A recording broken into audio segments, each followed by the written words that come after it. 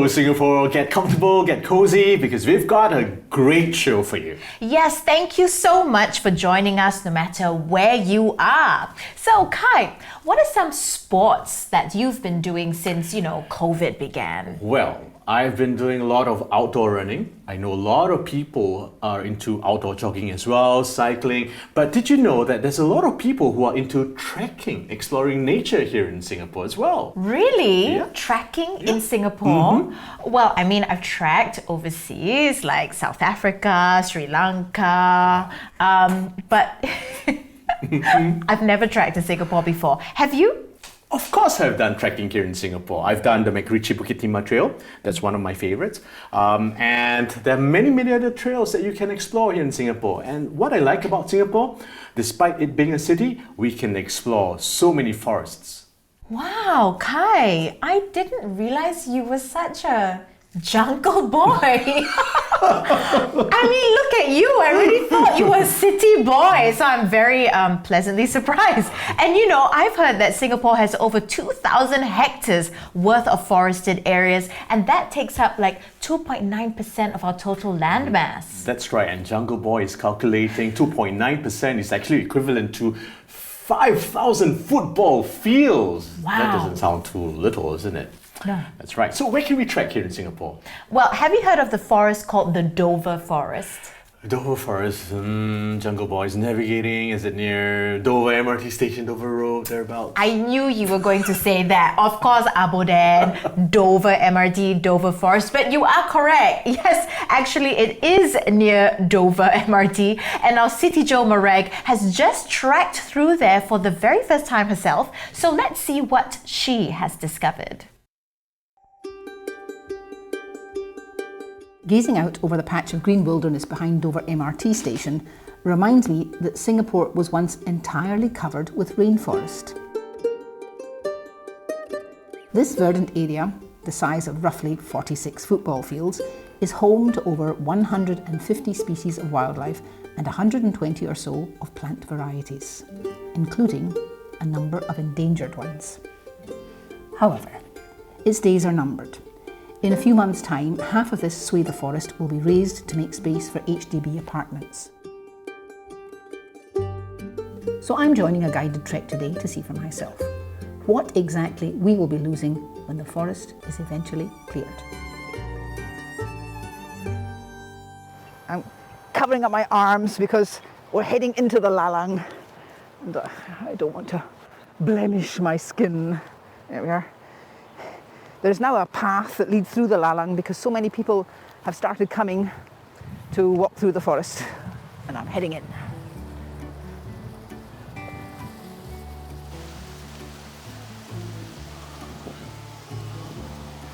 Let's get on with this trek.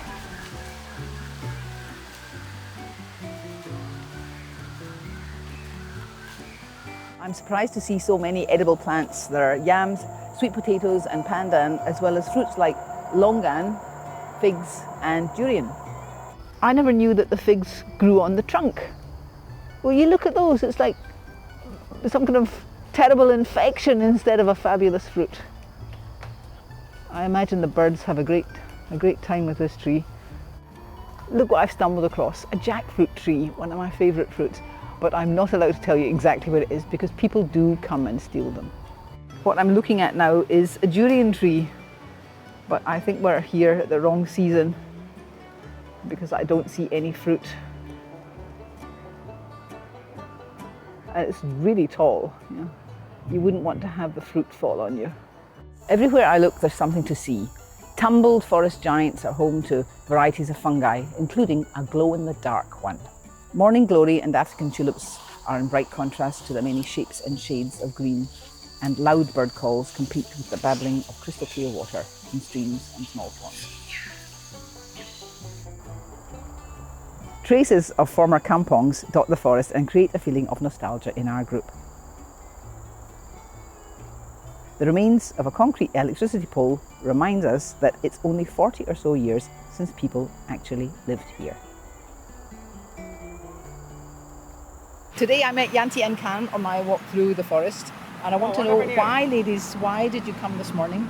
I just need a break from the city life. So like a city bumpkin like me going through the forest, it's just an enriching experience because we get to see figs, cempedak, and even the durian tree, which you don't really find it in the city life. For myself, I'm the kampong girl.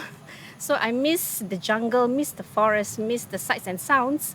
So this is one way for me to relive back all my kampong memories. So when you were little, did you bathe in ponds like we saw? Yes, Oh, so I lovely. play in the drains, Oh, play hide and seek. Yeah. So it just relive back all the memories lah. You know Yeah. that this area is due for redevelopment. Yes. And it's got a sort of reprieve. Only half will be developed. How do you feel about that? Very sad. Very sad. I'm very sad that this has to go eventually, because I think Singapore, as a garden city, we should preserve parts of the green landscapes. I think a certain part of the forest should be reserved because it gives opportunity for youth and the younger generation to know what it's like in Singapore before all this redevelopment.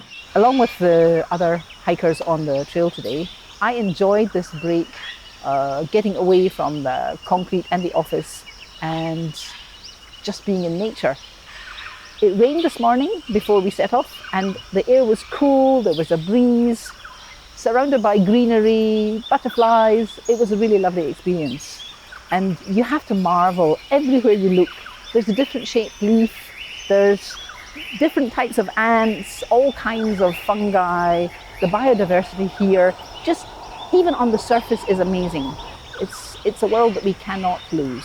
This is Morag McGee, CityJo, and I'm all hot and sweaty from having trekked through Dover Forest.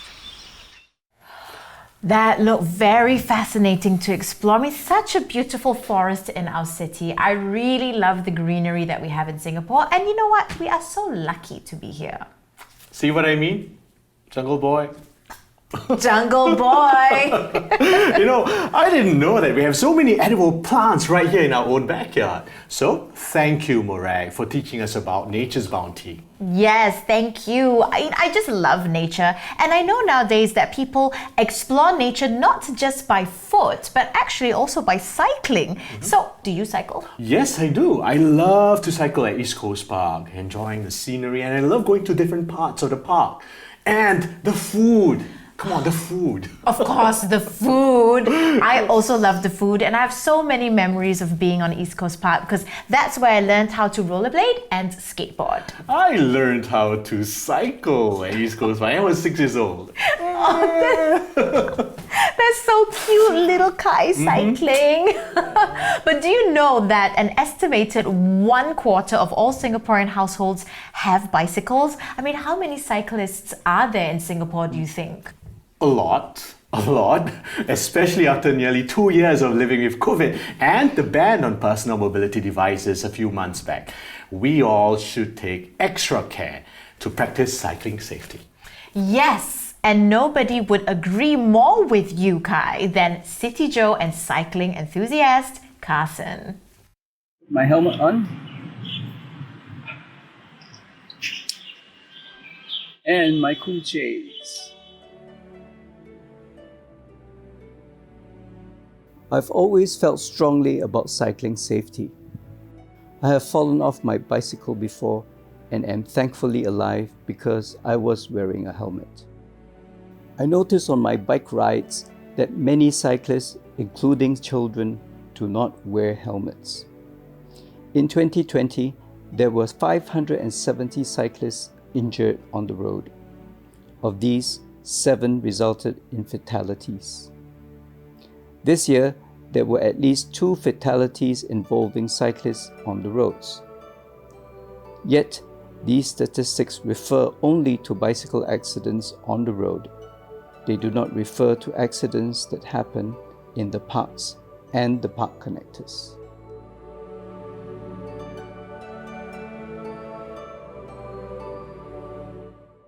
I feel that there are 2 main areas to cycling safely. One is personal safety. To me, riding with the helmet is a must. I also wear bright-colored clothing when cycling. When cycling at night, I try to wear reflective clothing and make sure that I have the front and rear lights. For me, a bottle of water is always available to keep me hydrated. I am privileged to have a conversation with Dr. Hing Seong Chen, President of the Singapore Cycling Federation. Helmets are compulsory in certain places. If you're cycling on the main roads or any road where there are cars and vehicles, you need to wear a helmet. However, if you are cycling on footpaths and you're cycling on park connectors, there's no law that you require to wear a helmet, but I think common sense and safety would say that it's best to wear a helmet. I have close friends who suffered head injuries just from falling off their bicycles. Needless to say, the head injuries could have been prevented if they were wearing their helmets. I'm glad he also mentioned about following traffic rules as a shared responsibility. You're cycling on the roads. You can, first of all, most importantly, observe traffic rules. Yeah, so rules are there for a reason, right? So when you follow the rules and someone else follows the rules, you're less likely to come into accidents. We have our Safe Cycling Academy.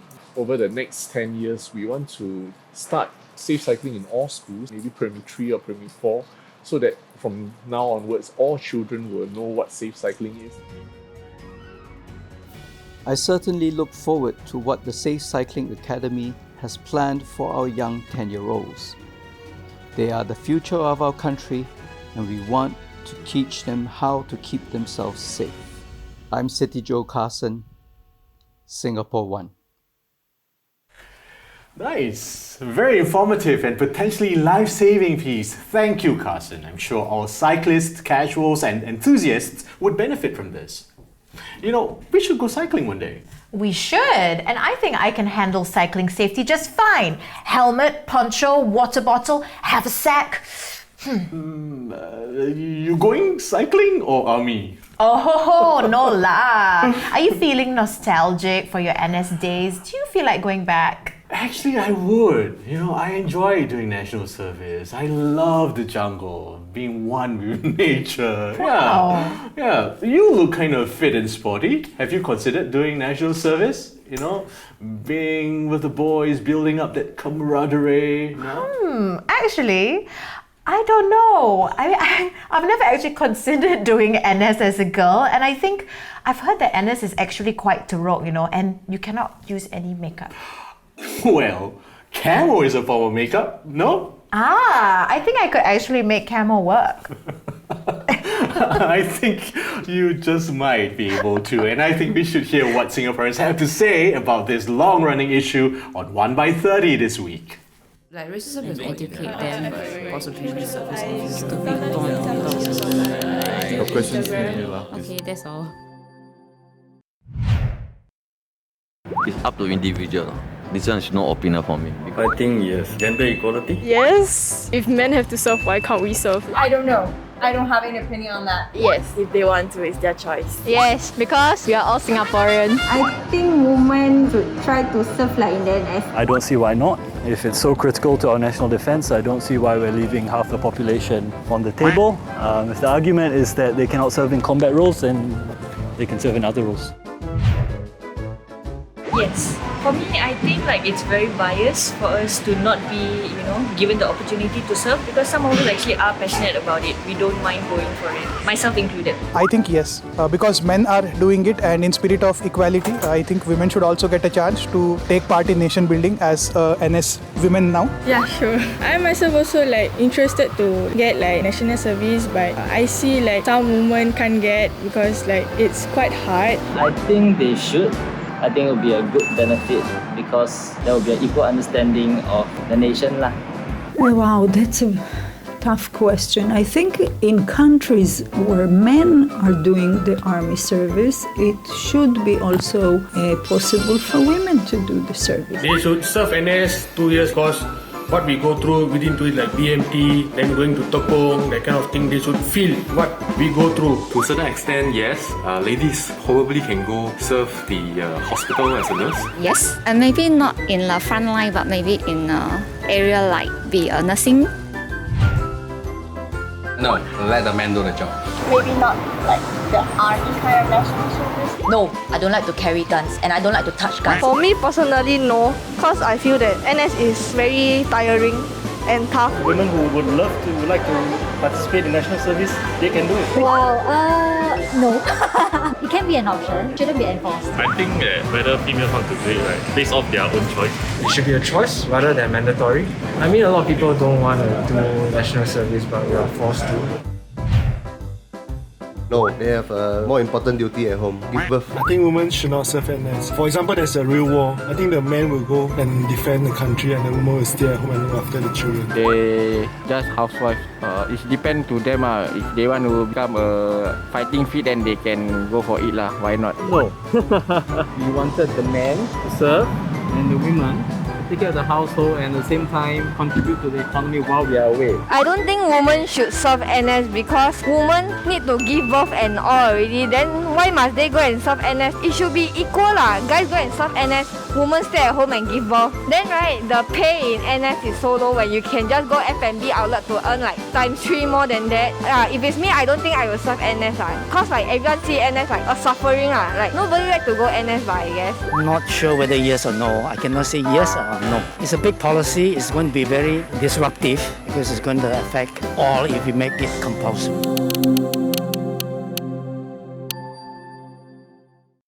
That was a very insightful range of answers that our City Joes managed to find, right?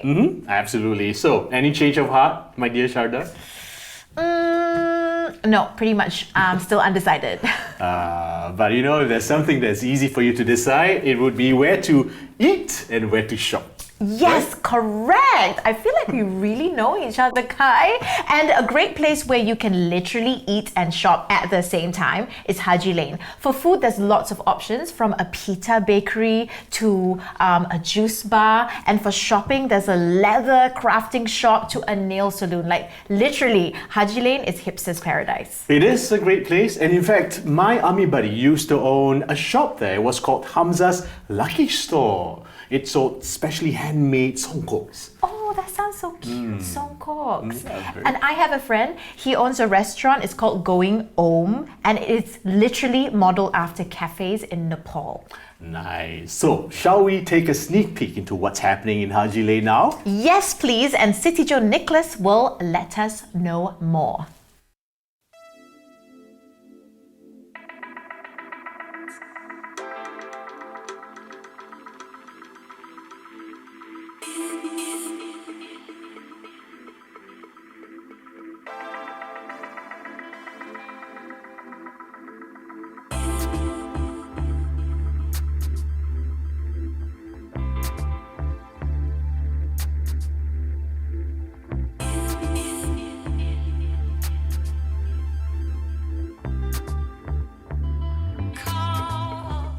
Business has been pretty bad recently, especially like when they cut to phase 1, phase 2, that kind of thing. The crowd here has been quite bad, compared to the previous years, according to my other colleagues. Last time we can go up to thousands. For now, we're below 100 at times. For a Monday, yes. For weekends, maybe we can go up to maybe 1K, 2K. Yeah, it depends. This is a very tourist place, and we only depends on tourists to come here shop. So for now, pretty bad lah.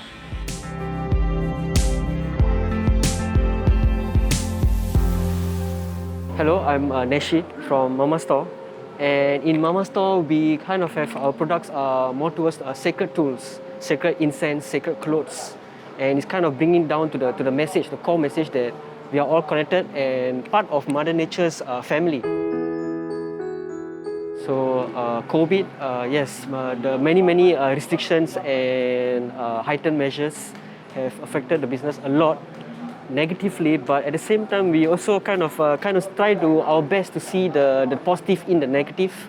So this in a way let us declutter, how can we remove what is not needed for the business, and at the same time also what more can we do to make it more beautiful for everyone actually, in what ways we can. So what we are doing is the website. We are building up the website, also moving to Etsy and carousel maybe also. And yeah, now we are like taking pictures of the products, catalog and everything, and also social media marketing, which does help, like Instagram story and Instagram posts. Yeah. Honestly, COVID is quite hard because lesser customer. Blue Jazz is actually quite a famous place to hang out and chill. But me as a part-timer here, it's also very hard for me to get scheduled to work. So for me, like I'm in charge of Blue Jazz, so it's quite suffering for us in our business. So mostly our part-timer, for them like we are opening, then suddenly they close down for phase 2, then go to 5 packs and again 2 packs. So it really suffering for us. We don't know which way we are going through. So all the part-timers, suddenly we have to stop everyone, then ask them to come back. I have to rotate everyone each shift. Alright, so just got done walking through Haji Lane. It's a place that I've been so many times, but you know, right now, especially it's like 2 years since COVID hit, so it's definitely way less busy, as you can see. And one thing I would say that's for sure is it would be great if you guys can show some support, you know, to all these local businesses, because one day the shop might go, you know, it might not be around anymore. So it would be great if you guys can lend a helping hand and just come down and show some love and support. Alright, take care, that's all guys, peace. Thank you, Nicholas, for that video. You know, I think maybe we should go down there more often to support all those local businesses. You know what? I think we should go there for a cycling date. Yes, that's a great idea. And then we could cycle to the leather shop, and then we could go to the pita bakery, and then we could even go and get our nails done together. On second thought, maybe we should cycle to Dover Forest instead. Okay, that's all the time we have for today. See you next time. Bye. Bye. See you next time.